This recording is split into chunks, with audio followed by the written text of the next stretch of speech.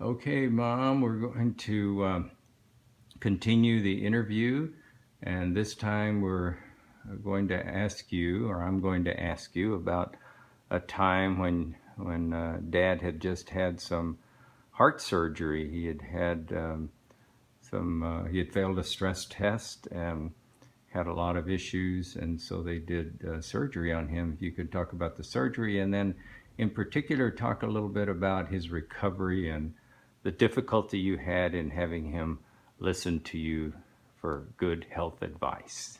Okay? Go ahead. Okay. Ready?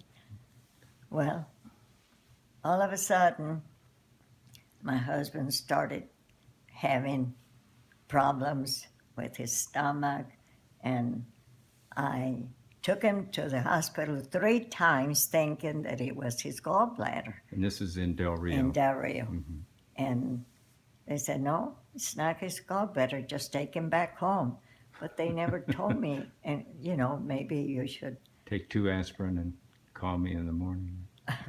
So anyway, finally, we brought him over by my 2 brother-in-laws suggesting to bring him over here to San Antonio and have a good doctor see him.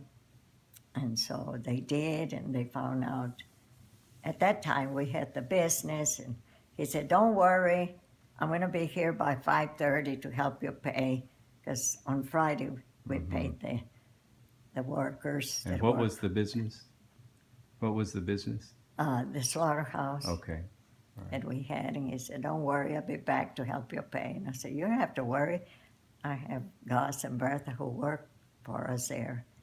But then about 5:30, I got a call from San Antonio from one of the doctors telling me that my husband had been put on the treadmill and he almost had a heart attack. So they rushed him into surgery and did the surgery. He had 5 bypasses.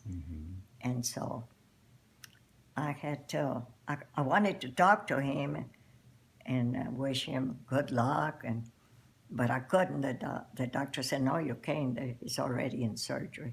So anyway, as soon as that happened, we closed up the business, and then I called my older sister, Hope, and told her the situation, the problem. So I said, how do I get to San Antonio when I don't drive to San Antonio? Well, don't worry, I'll get my granddaughter and her husband to take you. So that's the way we did it. And who was that? And there was Ricky and Wilmita Maldonado. Wilmita was named after my daughter, Wilma.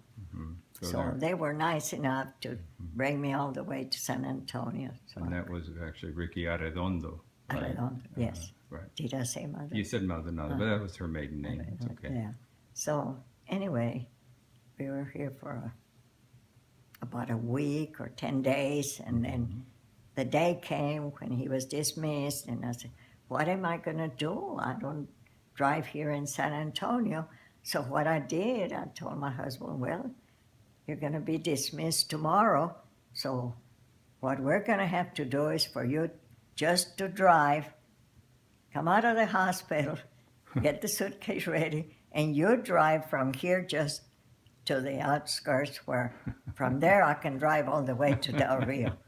And that's about what 150 miles.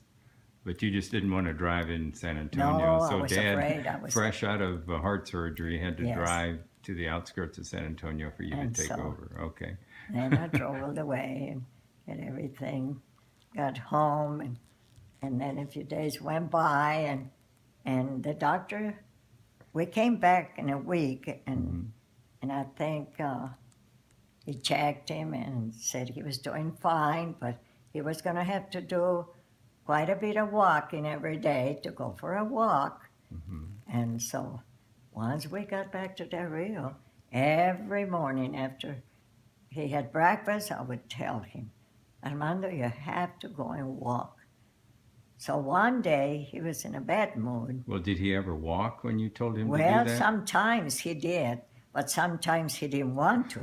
So one day I got up feeling a little frustrated, with him and man because I said, this time you're going to have to go walking or else I'm going to call the doctor. He said, oh, no, you're not. And if I want to go walking, I'll go, no, you go right now. He said, okay. He took off and went in his pajamas, walking all the way, all around the block. When this neighbor, that was a friend of mine, called me and said, Flavia. Now, where were you when he was doing this? You were at work, right? Weren't you at work? No, well, I was at the house. Oh, you were at the house. It was in the morning. All right, but you didn't know he had gone out. No, I didn't because I had been nagging at him to go for a walk, and he was mad and upset. He said, if I don't want to go walking, I'm not going. I said, well, I'm going to. I didn't know how to do it, so I said, I'm going to call the doctor. And tell on him. Mm-hmm. Well, anyway, this neighbor called me and said, Flavia, I don't know if you know, but your husband is walking all around here in his pajamas. I said, what? Can't be. So, lo and behold, he was. So she said, before anybody turns him in and calls a policeman, you better do something about it. So he was doing that for spite. Yeah, for spite. He was just doing that to show you that. I got mad, and that's when I really told him, you either go walking or I call the doctor. And don't go walking in your pajamas anymore. And never go again walking. I'm surprised he didn't just, to spite you again, go out and walk around nude in the neighborhood. Oh, he knew that I would call the policeman. That's for sure. I would have done it just to make him really upset. Mm-hmm. And that was the time I really got mad and he got upset. And I think I didn't speak to him for a whole week. Another week? Yes. Another week of anger. And for a whole week, because how could he have done it? He may have appreciated that. Because I'm sure all the neighbors must have thought he was crazy to go walking in his pajamas. But I know he did it just to upset me. Mm-hmm. But anyway, he did it, and never again. Mm-hmm. And oh yes, another time, the next time he did it was I had an appointment and I went to the beauty shop. Mm-hmm. So there were 3 other customers besides me, and I left the house thinking that he had taken off in the Wagoneer. I went through the front, and I don't know how I missed seeing the Jeep there, his Wagoneer, I mean. Mm-hmm. So I just hurried and got in the car and went to the beauty shop.